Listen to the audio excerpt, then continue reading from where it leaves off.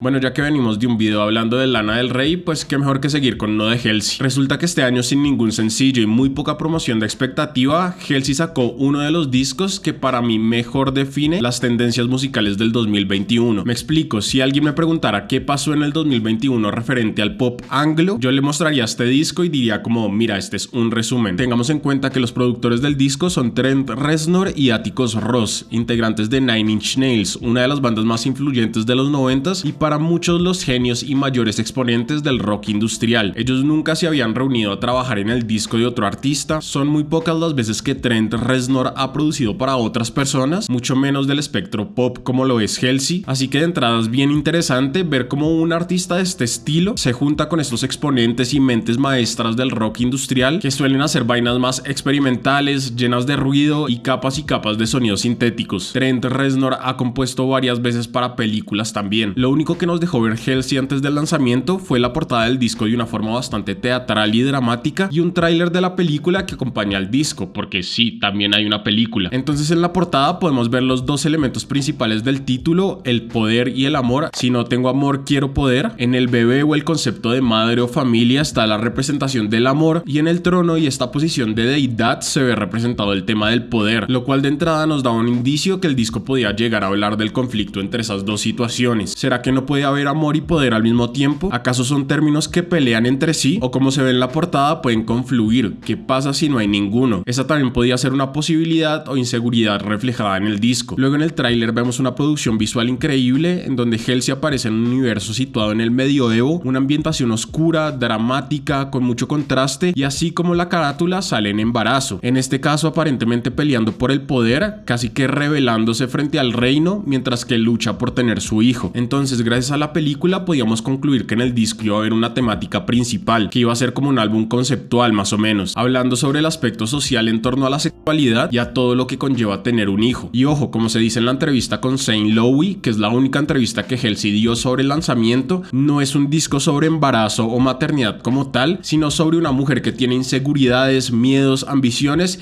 y se encuentra en estado de embarazo. Son aproximaciones distintas. En esa misma entrevista Halsey cuenta que una de las raíces del disco era sacar todas las situaciones o emociones que de pronto no podría expresar después de ser madre. Inseguridades, el tema de la autodestrucción, referencias sexuales un poco más explícitas, etc. Y por si no parece obvio en este momento, Halsey durante todo el proceso del disco estuvo en embarazo. Muchas de las cosas que plantea tienen que ver con los conflictos de la mirada tradicional de ser madre y de cómo eso puede llegar a ser incompatible con su vida de estrella pop. Por ejemplo, cuenta la anécdota que las revistas no querían hacer portadas con ella promocionando el disco porque le decían como, es que si vas a salir embarazada sería una portada de maternidad y eso no es lo que buscamos, cuando realmente ella estaba promocionando su disco y pasaba la casualidad que estaba embarazada. De la misma forma habla sobre cómo al ser artista pop y llevar un embarazo, la industria la considera un riesgo para la carrera, pues el pop sexualiza a las mujeres y la maternidad tradicionalmente no expresa eso. Y algo bien importante que cuenta y una de las bases del disco es que usualmente cuando una persona queda embarazada todo el mundo le recalca lo afortunada que es, la época tan bonita por la que va a pasar. En este caso que Halsey perdió un embarazo antes, le decían que tenía que estar muy agradecida con la vida y básicamente existe una visión súper bella y hermosa del cuento, cuando en realidad tiene una parte bastante tétrica también, en donde hay un montón de inseguridades por los cambios físicos, emocionales, donde se cuestiona el futuro de su carrera y su vida amorosa, donde el parto en sí es traumático, donde no se sabe si va a perder al bebé nuevamente. Ella dice que a veces soñaba que se levantaba en una piscina de sangre, así que también es una etapa con muchos horrores que ella quiso expresar en el disco, en contraposición a todo lo hermoso y bello que suele decir la gente, lo idealizada que está la situación.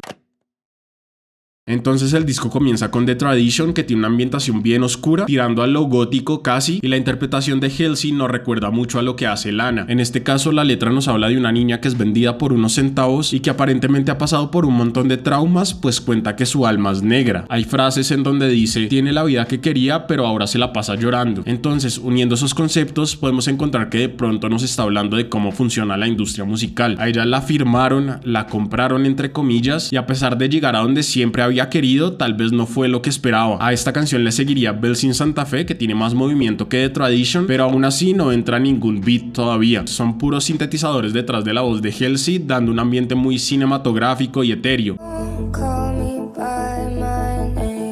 Acá podemos ver cómo ella utiliza el imaginario bíblico en el disco, en donde nos habla del infierno, habla de cómo Jesús se demoró 3 días en darse cuenta de la traición de Judas y hace un tipo de comparación diciendo que si el mismísimo Jesús, no se dio cuenta de eso después de 3 días, ella cómo podría defenderse ante una traición similar. Luego pasaríamos a Easier Than Lying, en donde finalmente entran baterías y el sonido del disco pasa a un rock tipo Kelly Clarkson, pero un tanto más oscuro y pesado, siguiendo la tendencia de este año en traer de vuelta el pop punk o el punk rock 2000ero. En la letra nuevamente hace referencia a cómo la industria y la fama han moldeado el tipo de persona que es. Dice: si eres un hater, entonces odia al creador, está en tu imagen lo que yo soy. Que como puede encontrar en Genius, primero hace nuevamente una referencia religiosa hablando del creador, y según una de sus entrevistas cuenta que la canción se trata de cómo el odio de la gente también ha forjado lo que su carrera es hoy en día. Esos haters hacen parte de lo que ella es también. Después vendría Lilith, que es súper R&B, en donde creo que la composición de Halsey sobresale y es tal vez una de mis preferidas del disco. Lo interesante es que Lilith, según el folclore judío, es una demonio y se dice que ella fue la primera pareja de Adán, y cuando fueron a tener relaciones ella se negó a ponerse debajo de él diciendo que ella es igual a él y no inferior. Entonces Adán se rayó y ella se fue del Edén. Así que el nombre Lilith de entrada nos habla de una especie de empoderamiento femenino y de cómo la industria o los hombres confrontan eso. Dice: soy disruptiva, me han corrompido y a estas alturas no necesito una maldita presentación. Luego seguiría Girl Is A Gun, que es una especie de hiperpop bien hiperactivo que tiene glitches de fondo, una gran cantidad de sintetizadores. En la letra nos podemos remontar nuevamente a la entrevista con Zane Lowe, en donde dice que el tiempo ha sido muy importante para ella, que le ha enseñado a aceptar y digerir ciertas situaciones, y acá dice: el tiempo es una bendición para mí, es una lección y no puedo estresarme por prestarte atención, como diciéndole a su pareja: no jodas tanto porque me estás quitando tiempo que podría usar en mí. Después de esa canción se bajan las revoluciones del disco y pasamos a una de las más bonitas de todo el trabajo, otra de mis preferidas, que nos puede recordar lo que hace Taylor Swift en Folklore. Básicamente es una dedicatoria a su hijo, diciéndole que todo va a estar bien, que ella va a estar para él, que aunque ella no tuvo la mejor infancia, promete que va a ser lo mejor para él. Y 1121, la canción que sigue, que sónicamente está muy ligada al primer track, esa atmósfera gótica, lúgubre, casi que claustrofóbica. También es una dedicación al hijo, pero desde una perspectiva más fuerte. Ella dice que no moriría por él, pero que desde que lo conoció le podría dar su corazón, lo cual en primera instancia se podría considerar como una frase de cualquier canción romántica, pero en el fondo es sobre los embarazos de riesgo, donde se debe decidir si vive la madre y muere el hijo o viceversa. Acá es Halsey diciéndole al hijo: daría mi vida por ti, preferiría que viviera el hijo a que ella lo hiciera. Luego volvemos a una canción tipo punk rock, que básicamente es sobre la relación con una chica, y sigue Whispers, donde Halsey nos habla sobre los comportamientos de autosabotaje y autodestructivos que ella ha tenido durante su carrera. También hace referencia nuevamente a cómo los medios y la industria hablan de las popstars. Poniéndose en la posición de los medios o de la gente, dice: ¿por qué necesitas tanto el amor? Apuesto a que es por los daddy issues, apuesto a que es porque era malcriada, apuesto a que nunca será feliz. Los chismes que dice la gente una y otra vez cuando una celebridad la está pasando mal. Seguimos con I'm Not a Woman, I'm a God, en donde se cuestiona constantemente sobre lo que ella es. Por un lado, haciendo referencia a que no se identifica solo como una mujer, pues ella ha dicho que también se vincula con el pronombre neutro they, que en español sería ellos o ellas, pero sin la condición binaria. They no existe en español tal cual. Y por otro lado, Halsey se cuestiona sobre si es un fraude o no, si es un mártir o si es un problema, tal vez mostrando un caso de síndrome del impostor, en donde ella no sabe si está donde está porque realmente es buena.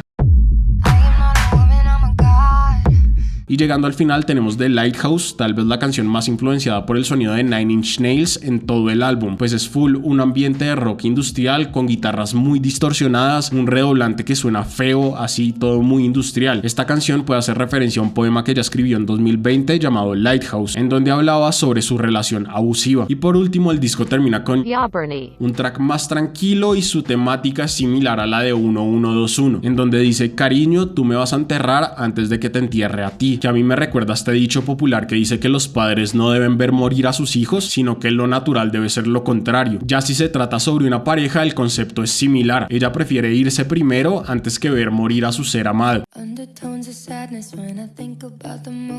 Y ya eso sería el disco. La verdad es que sí tiene un concepto bastante único y que logra encapsular en un poco más de 40 minutos las tendencias musicales del 2021, dándonos una gama de géneros bastante amplia, desde el ya consolidado sad pop minimalista un poco oscuro, pasando por el pop punk 2000ero, siguiendo por el hiperpop o hyperpop, llegando a otras influencias noventeras como el industrial y con temas acústicos un poco más introspectivos al estilo de Taylor Swift en sus últimos discos. Lo chévere es que aunque haya esta gran variedad en el disco, igual se siente compacto, no es como un collage de sonidos y ya, como un copia y pega y listo. Supongo que ayuda a que hay un hilo conductor en las letras y en la sensación en general. Como lo dije, es muy lúgubre, muy claustrofóbico, agresivo y claramente tampoco es perfecto. Hay canciones que para mí no son muy memorables y siento que para ser pop tal vez sí faltó un himno muy pegajoso. Igual lo disfruté y si les soy sincero es el primer disco que escucho de Halsey completo y me sorprendió. Me sorprendió que se arriesgara a producir con dos personas que se salen completamente de su ámbito, de su zona de confort y que lograran resumir tantas sonoridades en un mismo trabajo. Pero cuéntenme ustedes qué piensan, les gustó o no, por qué, creen que debería tener más importancia o no. Siento que pasó muy por debajo del radar. Dejen cualquier cosa en los comentarios y nos vemos la próxima.